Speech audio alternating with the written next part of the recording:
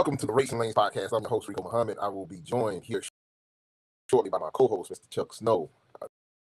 Today, we are joined by our resident legal expert, Mr. Hank Seaton, is back on with us. We always enjoy and love when we have Hank on with us. He's always a wealth of information and knowledge.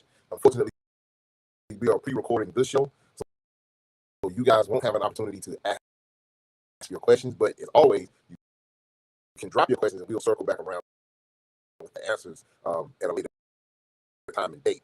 If you would do us a huge favor, like, share, and subscribe to the show. That helps us out to get into a broader algorithm, and it helps us get to a place to where we can get the show distributed to a broader audience. So if you guys would do that, if you find any of the information today helpful, useful in any kind of way, if you would do that for us, we'd greatly appreciate it. And with that being said, and without any further ado, let me welcome my co-host, Mr. Chuck Snow. Good morning, Chuck. We're actually pre-recording this show, so it is morning here, and I'm excited to have Hank Seaton on. He's our resident legal genius. He's probably one of the sharpest legal minds when it comes to transportation in all the U.S. And with no further ado, hello, Hank. There he is. Let's welcome. Good morning or good afternoon, depending on where you are. Good afternoon. Hi guys, are we communicating? Good. Yeah, it's good to be here. It's great to have you. What an honor. Lots going on. You know, we're recording this show on Friday morning for Tuesday, and last night was the Republican conference, and Mr. Trump gave his 90-minute speech. I don't know if anybody heard it. I actually fell asleep.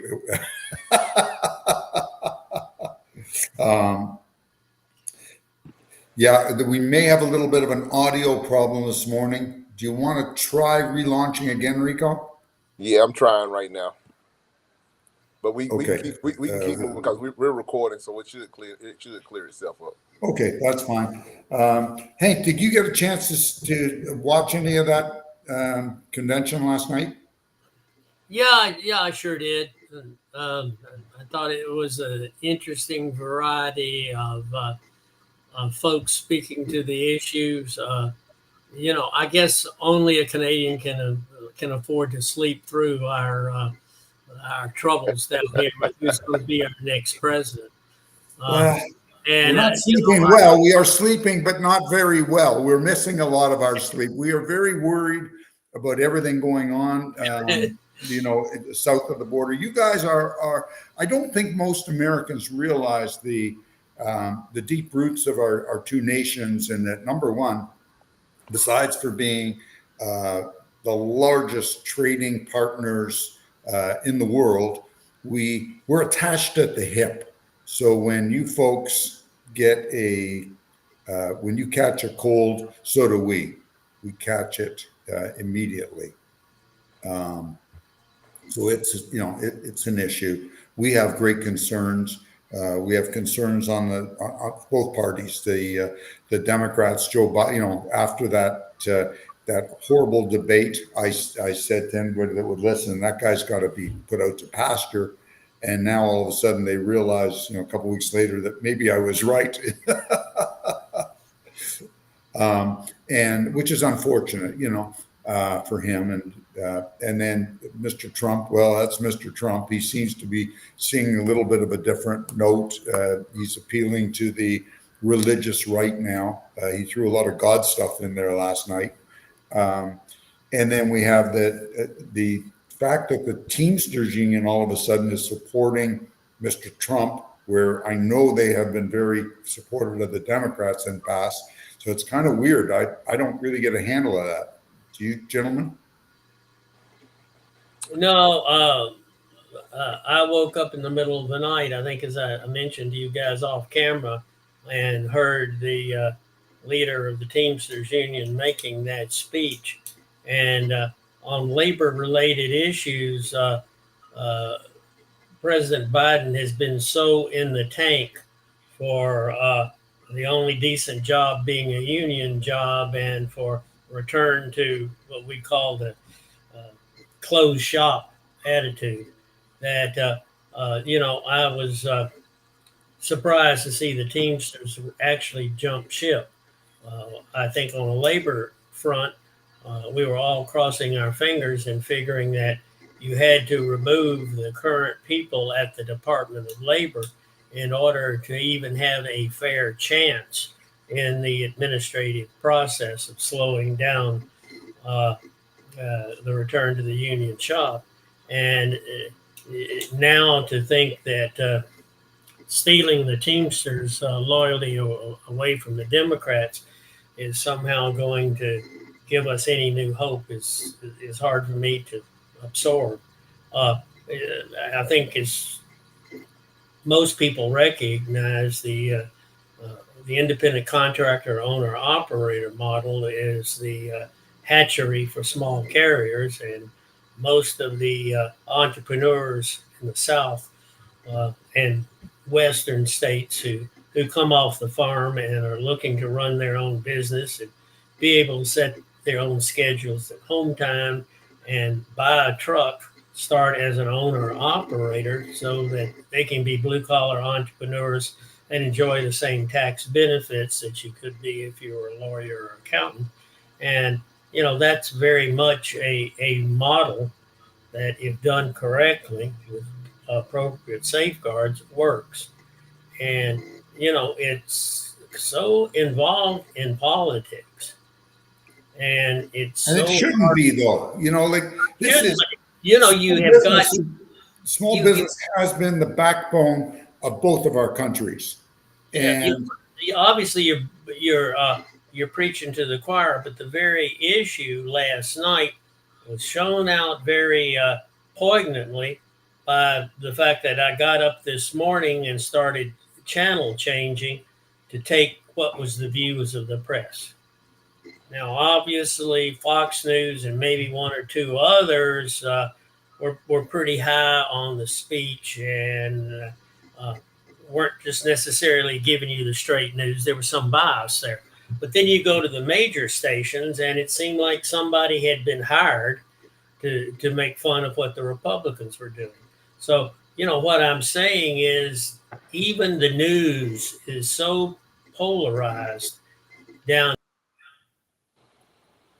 very much so here and so combative that just get an objective view of. Now, the point that we believe, because we see how it has worked for 40 years in the business milieu, is a point of view that you can't get any airtime for.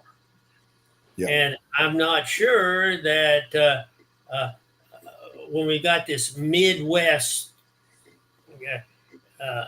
thing last night, they were talking about the importance of Pennsylvania and Illinois, those breadbasket of states. Well, look, those of us here in the South, where everybody wants to move to, right, is primarily because your food doesn't cost as much, your taxes aren't as high, you can live freer, you don't have to pay union dues. So, I mean, if you're going to make a pitch for the working man, how do you reconcile the union shop and a government which is trying to kill the model, and the fact that most of the guys down here, at least that I deal with in Tennessee, are still a rural state, still people that want to stay on the family home. They want to live in Hohenwald. They don't want to get cratched up here in Nashville. We've got a cultural problem. And, it seems as though the weight of the federal government is all of a sudden, regardless of the outcome of the election, to suggest that it's a foregone conclusion that you can't have an open shop in Tennessee. We're not too happy. We're not too happy with the fact that the majority of the auto manufacturers who are down here are from abroad, and that the American auto haulers are stuck with the union contracts and the higher cost. But we certainly don't want to be in that situation again. No, and you know what? I do think that unions had a place and a time, and I don't know if that place and time. I think it's over. I think that they were needed at one time when there were no laws to protect people. But we've moved on. There, people can go to work and they can make there's some great jobs out there in doing all sorts of things. Well, yeah, but you got. I think that in proper perspective, what you're seeing is a return of Jimmy Hoffa, and I mean that in the sense that only the unions are protected if they want to shut down the port of Charleston. Okay. Yeah. Only the longshoremen working in conjunctions with the Teamsters can say we don't care whether the stuff gets off the boat in LA. And therein lies the rub, Hank. I think that's the thing. The biggest thing is that's the appeal that a lot of people, that the unions have to a lot of people when it comes to the working class, man, is they don't feel like they have any type of representation or any kind of clout or any kind of a check to major corporations when they start to overreach, so to speak. It's sort of similar to the independent contractor dealing with brokers and some of the contracts that the brokers put out where you don't have there's no opportunity to negotiate anything within the contract. It's take it or leave it, and most of the times there's no way for you to really insulate or protect yourself, so to speak, if you're dealing with some of these broker contracts that they put out here, because it's their way, and if you don't like it, then they're gonna tell you to pound sand.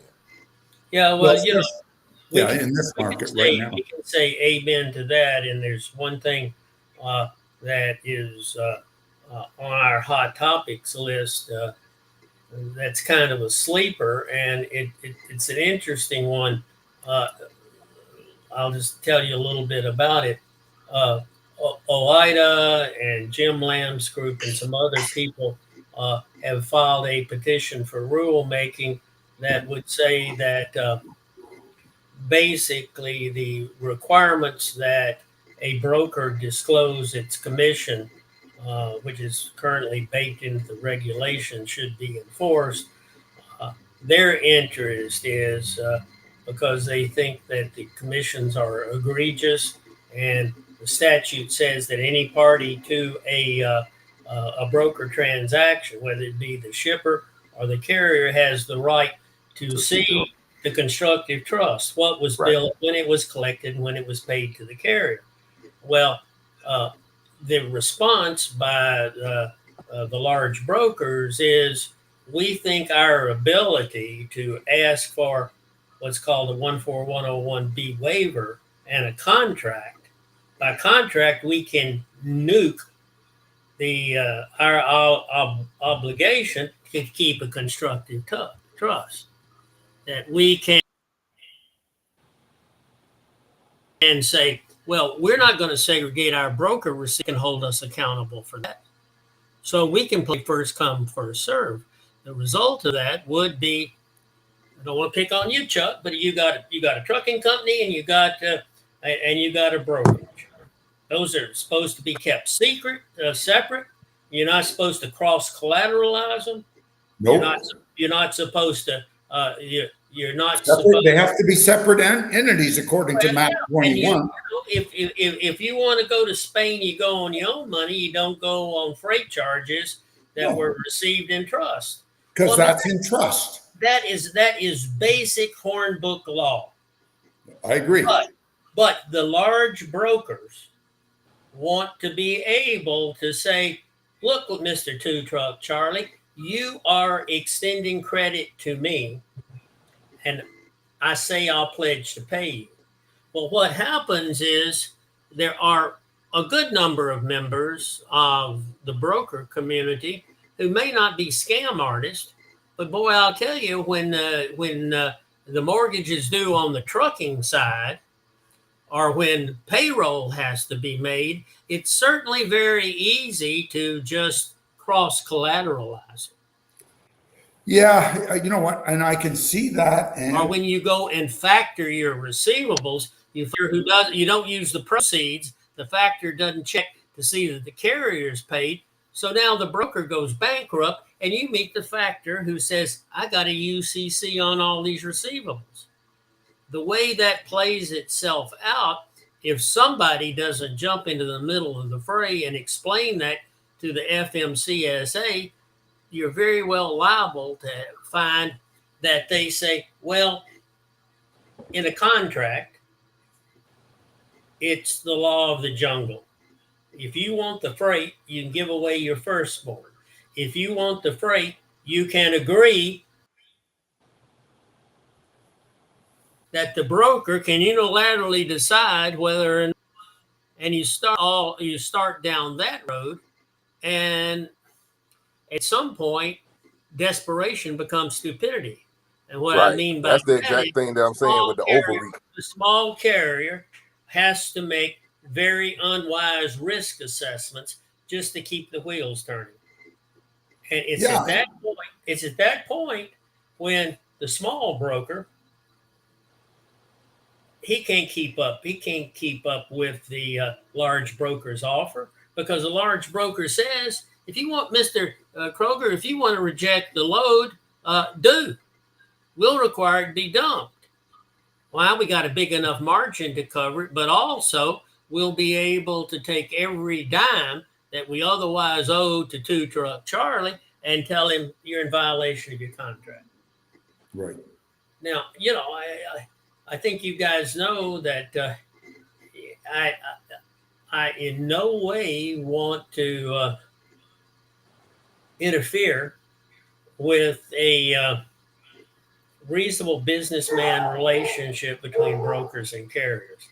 And if it gets much worse, you're going to find that most carriers, because of the owner-operator issue, are having to outsource their freight to power-only folks. So we got to work on the same team here. Yeah, that's part of the problem. People are not working on the same team, and if we work together, we'll get twice as far, twice as fast. Well, I had hoped and that you gentlemen and we could, because we've got representatives of small carriers and large brokers right here on the phone, that we had a consensus to work for that.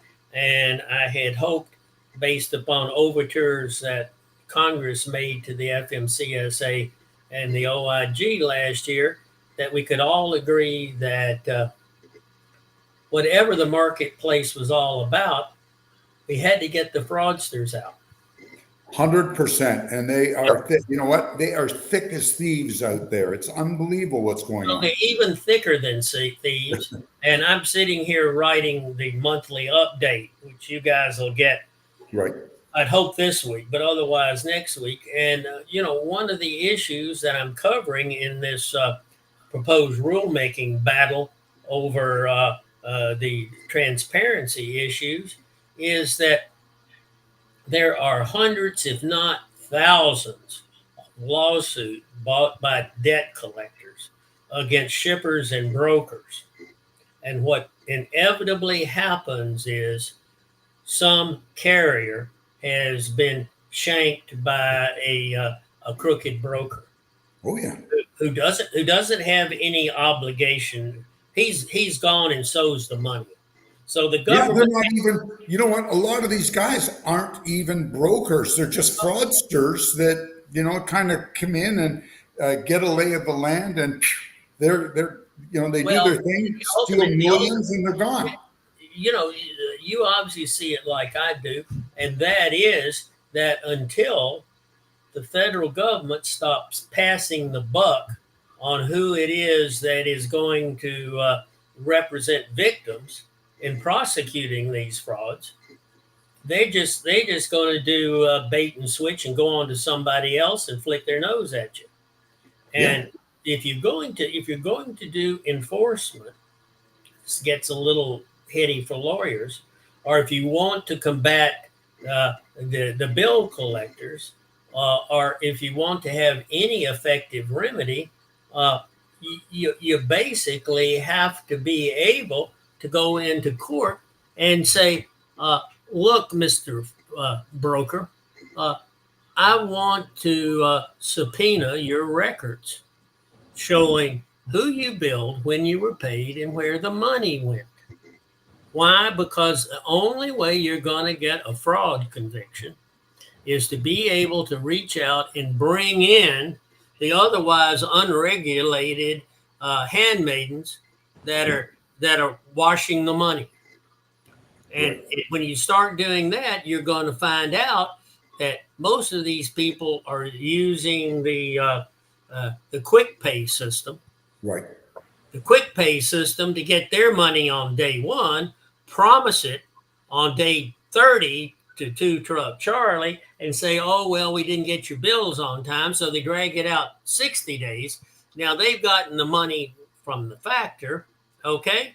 So in 3 months, 173 carriers are bilked out of $1.9 million, and Mr. Fraudster's gone. Okay. And who shows up? The factor.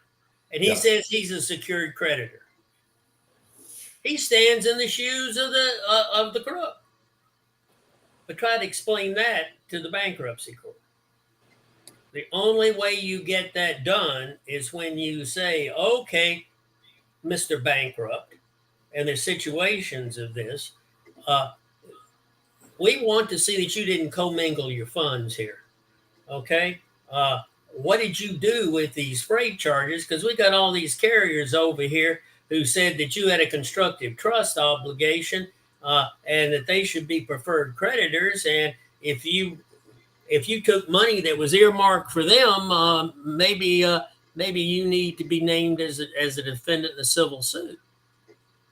And that's never really contemplated. But hold on a second. Named in a civil suit or prosecuted criminally, because really that's what should happen. I don't know what your laws are. I think both should happen. Well, but I don't know what your laws are in the U.S. I know that here in Canada, fraud precedes bankruptcy. So if you've gone bankrupt, but it's a fraud, that doesn't matter. They go and they will pierce the corporate veil and they go after the directors. Is it the same law in the U.S.? Here's the problem. In the U.S., there is a U.S. trustee who is appointed to represent the unsecured creditor. Right. We have that too. Now, so that guy has what we call prosecutorial discretion. Okay. And he's handling thousands of cases. So what he's really looking for is that there's no obvious bankruptcy fraud in an ordinary term of art. If you go to one of these guys, like we did, in a case in which we could prove obvious fraud, $3.5 million. They listed 2,000 creditors. They filed personal bankruptcy first. Then they brought the other bankruptcy in. We quickly found that the guy who was claiming that he was entitled to all the resources was a factor. Okay, and when you dig down deep enough, the crooks had been for years reporting to IRS that they were losing money when actually they were getting advances. Okay, so there was tax fraud in it too. Okay, so now here we are representing a combination of 12 carriers in bankruptcy in California. Yeah. You want to know the rest of the story? Yeah. You want to know the rest of the story? Yeah. Story. The bankruptcy court had never heard of constructive trust. There was COVID in the air. The factor was saying this is just a typical factoring case. So we went to the ombudsman that was supposed to be representing the creditors and asked for help. And he says, I ain't got the time to fool with you guys. Yeah, no. This Unbelievable. But you know what? This is going all over our industry. Because we are a industry that was built on trust and handshakes, and these fraudsters got wind of this, and to them, trust is foolishness. You don't trust anybody. Maybe they have, you know what? They have it right there. Maybe we are too trusting, and that's part of the problem. And Hank, let me ask you this question, Hank. Are you seeing, and this is not to throw off or be derogatory towards anybody, but from a standpoint of just actual facts, are you seeing more of these fraud cases being from people that are not immigrants, that are not necessarily U.S. citizens? Yes, but it is nothing new. The fact that, and I work for one trade association, okay, and we've got Russians and we've got Ukrainians in the trade association, both of whom are decent folks, okay. And frankly, in this particular trade association, there is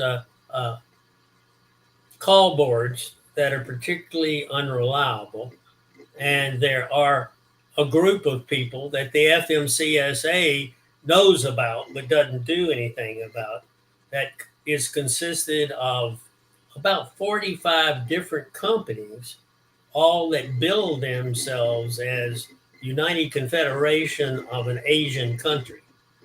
Okay, so they don't make any pretense about sorting out the fact that it's a nationalistic thing. Phone rings in somewhere in Asia. Okay, so I mean, those people are here. They're identified. Smart people avoid them. Nobody prosecutes them. Chuck, Right. you need to get our attention, buddy. No, I just had to wave to somebody that not take. Well, I can tell you this. I think this is an interesting story. 1985 is a long time ago. Yeah.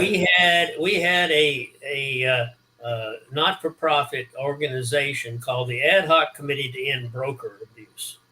Okay, because in 1985, before the ICC went away, with all of the carriers that were getting authority, broker abuse was beginning. It was beginning in area code 909, okay, which is basically Glendale, California. Yep. And the perps were largely led by a certain ethnic minority. We had hearings before the Senate Commerce Committee, and the committee required the then ICC to make a report on how bad the problem was. And the ICC came on and said, well, we really have very few reported cases of that. So the senator from Kansas recognized me, and I said, well, look, respectfully, the reason they don't get any reports is because nobody thinks they'll do anything about it. I said, I've got 45 legitimate cases. So the Senate directed the ICC to come get my records, okay? They never did anything with it. But in the meantime, CNN, which was just getting started, I mean, back then people didn't even know what it was about, did an hour-long thing on it and started getting some traction. That same 909 gang, 3 generations later, is still in California and still active. Wow. It's amazing. It's amazing. They're still in California. I hope they're in San Quentin or Folsom Prison. They're not. Well, Probably not. it's the American way. You get about just as much you get just about as much justice as you can afford. Well, one can say that justice delayed is justice denied, and in this case, leveling the playing ground is now 3 generations old, still unaddressed. I tell you. Well, Hank, I know we hadn't got a chance. We got off of some other stuff, but as far as things that are coming down in the immediate future from DC and things of that nature, anything on the radar that we kind of might need to be made aware of that's kind of like coming over the horizon as we're going down the road? The problem is that the FMCSA and multiple other agencies are not connecting the dots. The agency has spent the past 6 months with what they call listening sessions, and these are opportunities for you to dial in, ask them some questions, and present your responses to various things, running all the way from a new safety fitness determination to a new application, the future of lease to own agreement for owner operators. And in each of those meetings, they are basically seeking to fulfill their obligation to become knowledgeable about industry.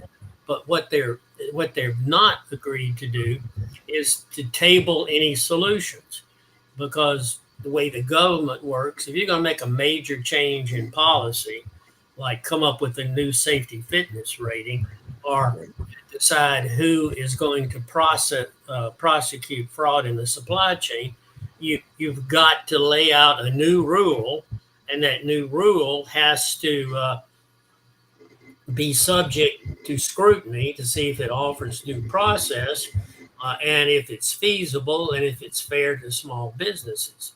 Now, that rulemaking procedure is something that federal government agencies want to avoid. They want to avoid it at all costs because it takes time and it requires a lot of work. And if possible, they'd like to say, well, we listened to you. Here's, in our judgment, what is best. So we just get a pass. Well, in doing that, whether it's the Department of Labor or the FMCSA or somebody else, there's a tendency to rely on to go to the court and say, look, we're experts in this. We're the Department of Labor, so give deference to our opinion. You don't have to go look at this objectively from an outside view. You don't have to really do an analysis of how much it's going to cost small carriers. You don't really have to look at whether there's a better way to do it. Just trust us. If this thing is not egregious, just trust us.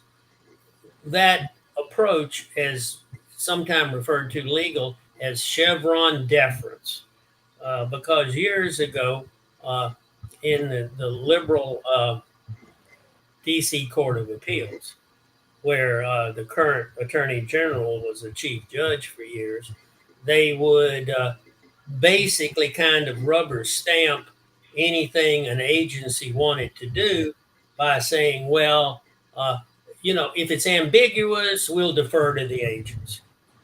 If the agency could be right and it doesn't stink enough, we'll defer to the agency.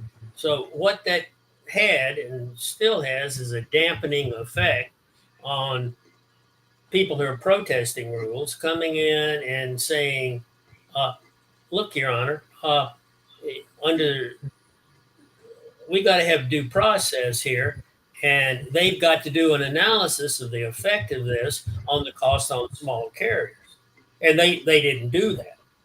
What they're talking about here is going to cost every small carrier $10,000.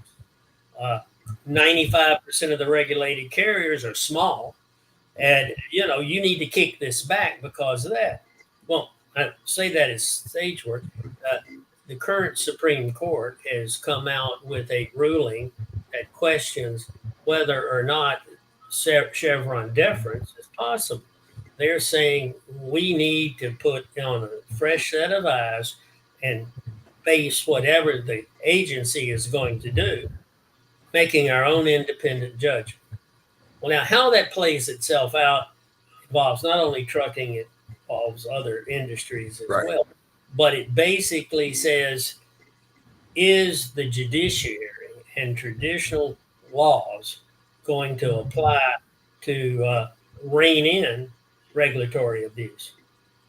And what we're doing, particularly with things like the new safety fitness determination, is setting the stage to appeal whatever the agency is saying. Let me address that quickly. The current safety fitness rules have been around for 40 years. And they say that in order to assign a safety rating, you got to have ultimately an in-house audit, and you come out conditional. They don't work very well, and nobody says they do. But the agency who's required to give safety ratings to everybody has got 700,000 people they're supposed to give safety ratings to, and they only manage to give actual safety ratings to 12,000 a year. Okay? So Congress has been telling them for over 2 decades, come up with a system that gives an actual safety rating to everybody who's allowed to operate on the nation's roadway. Makes sense. And they can't do it. Well, so what they did, and most of you guys will remember it, they came out with CSA 2010. Oh, I remember it. Remember that? And yeah, and 2010 is now about 15 years ago, at least in terms of the time they're working on it. But what they said is, we've got these gurus in Baltimore who are in Boston who come out with this way to take roadside inspections and use it as a measuring stick for determining whether people should be viewed as safe to operate. Well, those of you who are with us from back then knew we took them to court, made them take down the notice. Briefs were written on what was wrong with SMS methodology to measure the little guy, because the little guy was treated like somebody who went gambling and put all of his money on Black 14 and went home out of business. But there were other reasons too, like prosecutorial anomalies, pointing out that you couldn't get out of the port of Charleston without some mean old dude saying, "Well, you're the third guy I've examined today, and nobody's gotten out of here yet." Fine. I mean, unfortunately, you've got those kinds of things, and there was no factor in the system to the prosecutorial preferences of Texas, where out-of-service equipment is a problem, or other states where there were sticklers for hours of service. So in any event, for all kinds of good reasons, Congress made them take down the scores. Then we had the FAST Act, in which Congress said, if you're going to use this stuff, you got to go get the Academies of Science to approve it and get DOT to bless it and come back to us by the end of 15. Well, that failed. So at the end of 15, they stopped using these scores. And then from 15 even up till now, they still process the scores. Everybody else publishes. The agency says that somehow the shipper should use it. They're not being able to give anybody else additional rulemaking. But now they say, well, we want to reboot it, and the way we want to reboot it, haven't give us any details. But they say we can use artificial intelligence to get, and if we have that much data, we'll have enough data on Rico to get a bead on him. Well, you got a couple of questions. Who believes that IT is the cat's meow when it comes to due process? No. You know, you'll get home after a 6-day run, and here's your fine. And what kind of appeals process do you have to that? Right. And then is this IT artificial intelligence going to pre-pass and exclude people that had pre-pass but got cost? Who knows? I mean, it's just an impossible idea to put together that it's going to happen in our lifetime, or that they can put a price tag on it. So here we sit with that initiative, and they don't say. So, you know, from our point of view, we're suggesting to them, look, shippers and brokers are concerned about a red light, green light. Congress says you've got to measure these people. You got to come out with some way to vet carriers for safety. And then while you're vetting them for safety, why don't you vet them for compliance with fraud? So our proposal, and frankly, you guys are going to be part of this if we can pull it off, about changing your new carrier application, which they're saying they can do without rulemaking, proposed to do next year. Why don't you just incorporate in the new carrier application what is called the desktop audit? And, you know, it's been approved. It's been around for years. It actually involves a telephone call and about 2 or 3 hours of time to see that the guy, you know, understands the books and records, you know, actually has vehicles, those kinds of things that are safety related. Why don't you use that? And why don't you add to it your fraud protection things? I mean, right now you have got thousands, literally thousands of brokers and carriers to whom you granted authority, and they either didn't have a principal place of business, or they filled it out with phony addresses, phony phone numbers, and phony email addresses. And nobody's checked. They check. The people that check are third parties. Right. If it ever gets to them, we have got thousands of examples of applications that have been protested timely, and the agency, even though they were told before the certificate was issued that there were defects, went ahead and issued the authority. So when they say they need a new vetting system, they need to convert over to use of computers to do it, and start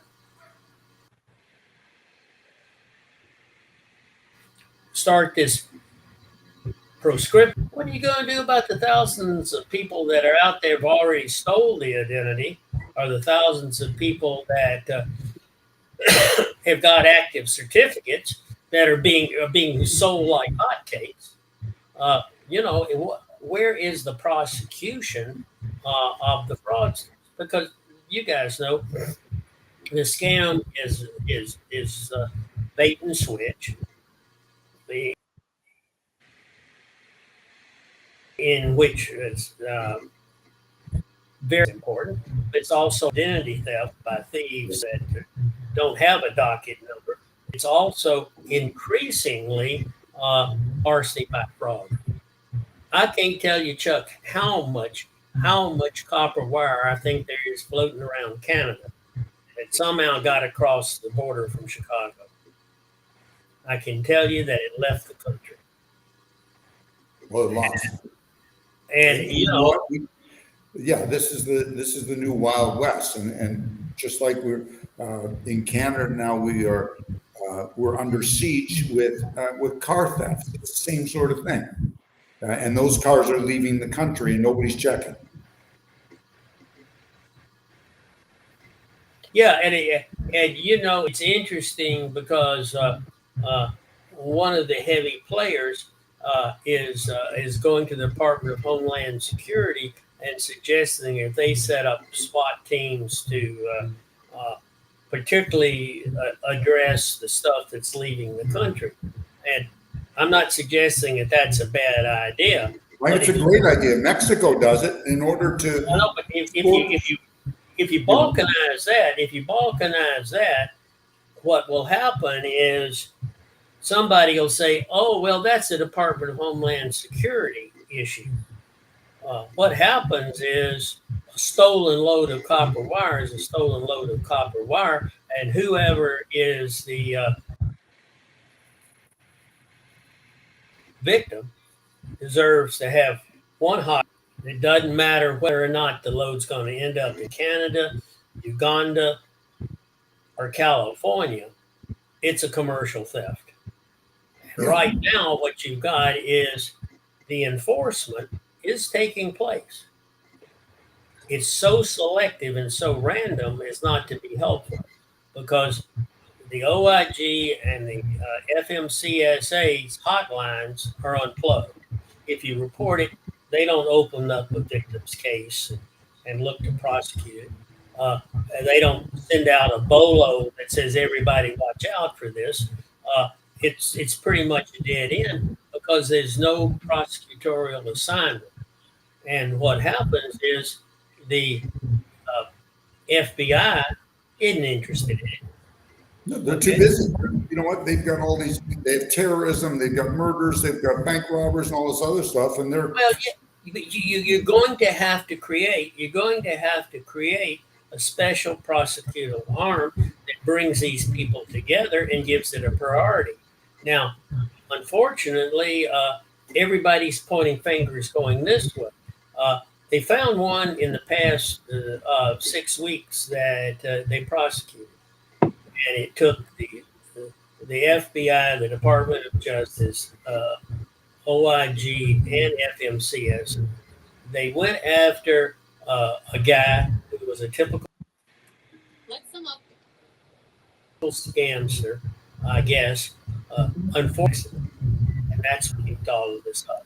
When they went to dig, they found out that he was a fraud, made misrepresentations. He was dirty, but they did prosecute him. They put the company out of business, and they fined him $250,000 and were going to put him in jail. Now that's some strong. That's some strong stuff, and it proves that working together, the Justice Department and these people can do it. But that's a one-off.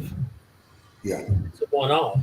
And did they throw them in jail at all? That they can't. It gets over the argument that they continually make. They don't have the authority to do it because they've done it. So at that point, what the three of us is, if the only answer to this is special prosecutors and special funding, do we have the energy and the resources to bring this to congressional attention? And is it bipartisan?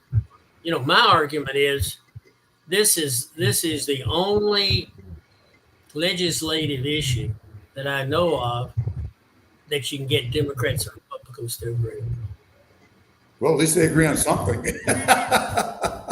Well, yeah, but I mean, in our little bit of the world, it's an important something to agree on. 100%. I agree. We should be proud of that. And so, that's why we've got a hiatus here. And you'll see when you get the monthly update. The agency is a good old Southern term. We're fixing to do something. And fixing means that it's on the agenda somewhere, okay? Well, the agency is going into what I think will be an election hiatus for advancing anything, but they put out notices of what they're fixing to do. There's just no timelines on it. Right. And so, what we're going to try to devote our attention to, if they want to put that in next year, but that's not going to address when or if carriers are vetted utilizing this new methodology. So, they're going to put off addressing whether or not the program they want to put in next year is going to be even used for safety or fraud testing. So, why do you go to put in a new program that has no objective audit and then a year later decide whether or not you're going to change all the deck chairs and address fraud and how you're going to audit these people? So I'm just saying there's a whole lot of fixing to do things, and it's hard to keep up from one listening session to the next where they're going. But ultimately, at some point, all the listening sessions have to be converted into rules, and the rules have to give you an opportunity to make a responsive comment. But on most of these things, it ain't gonna be done for a couple of years. We've been waiting for safety fitness determination for over 15. If they're going to bring artificial intelligence and get 10 times the amount of data to feed a system, it's going to be 30 years. Yeah. A lot of stuff happens. So, happy Friday, guys. I mean, look at I tell you what, it's whenever we have Hank on, our time just be zooming by, and we're coming up close to our 1 hour, and because we're kind of doing this on a Friday, I don't want to be yeah. Hopefully, we've got everybody depressed, but I'm going to need to drop off. If we need to do another one of these, give me a shot and tell me when. We will. Thank you. We do. Definitely. We do need to do another one because there's so much going on, and Rico and I really, we can't thank you enough. We think what you're doing is phenomenal, and keep up the great. Listen, I'm counting on you guys and your listeners' help because we may be on hiatus, but we're not giving up. Okay. Yeah, definitely, Hank. We appreciate it. I'm going to, and don't worry. I got my I got you cocked and loaded. Yeah, I need to send you one that's not so floppy here. Okay, thank you guys. I got to run. Okay, right, God bless. Thank you so much. So if you guys, if you see, Hank is a wealth of information and a wealth of knowledge. He has a book. He doesn't, as you can see, he doesn't even promote it. But I'd be remiss after all that Hank does for us and comes on and shares so much information with us. And my book is kind of tattered. It's not a little small piece of work. This is kind of the second edition. The first one was kind of like a little paperback, but he really went back in when he republished this book, Rules of the Road. He really sat down and really put some in-depth time and effort into this thing, and I affectionately call it the Bible of trucking, because I think that no truck should be without it. No trucking office should be without it. You have to have something like this at your disposal, just so that you can kind of be aware of what's going on when it comes to contracts and different things of that nature. So, guys, go to www.transportationlaw.net. That's where you can find the book. You can order your own copy and get it there. That's Hank's website. There's a wealth of information that is there on that website. So go check him out. If you need his services for anything at all, you can find what you need there. And so with that being said, I got Hank's out of the way. Chuck, let the good people know how they can get in contact with you. Yes, if I can help any of our listeners with anything, I've been around this industry 50 years now. Please reach out to me. I'm gone this week. But I'm back beginning of August. But just send me an email. I should be able to get some emails. Don't know how fast it will help you, but usually I reply the same day or next day I receive it. Send it to chucksnow280@outlook.com, and then just put your phone number on it. Tell me what you need, and I'll certainly do anything to help any of our listeners. And with that, Rico, I'll let you back. We're in a hole for another week. All right, ladies and gentlemen, we thank you guys for taking the time out. You could have been anywhere else in the world, but you took a little time to hang out with us. We're always grateful for you doing so. So for my co-host, Mr. Chuck Snow, and for our guest that joined us today, Mr. Hank Seaton, God bless you. Good night. Keep it in between the mustard and the mayonnaise, and we'll talk at your same place next time. Yeah, it's on the flip flop. God bless.